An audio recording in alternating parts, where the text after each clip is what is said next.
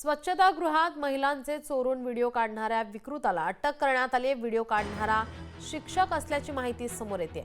नागपूर शहरातील सीताबर्डी पोलीस ठाण्याजवळील ही घटना आहे। महिलांचे स्वच्छतागृहातील चोरून व्हिडिओ काढणाऱ्याला अटक करण्यात आली आहे। व्हिडिओ काढणारा हा शिक्षक असल्याची माहिती सध्या समोर येते।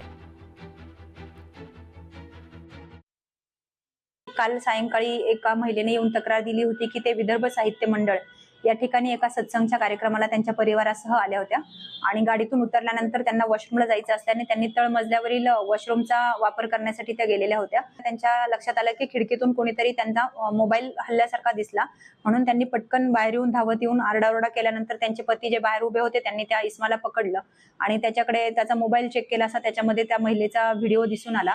त्यानंतर त्यांनी तत्काळ सीताबर्डी पोलीस स्टेशनला संपर्क साधून त्या इस्माला ताब्यात देऊन त्याच्या विरुद्ध माहिती दिली। त्यानुसार आपण सदर महिलेचा विनयभंग केल्याचा आणि चित्रीकरण केल्याचा गुन्हा तात्काळ नोंद करण्यात आलेला आहे।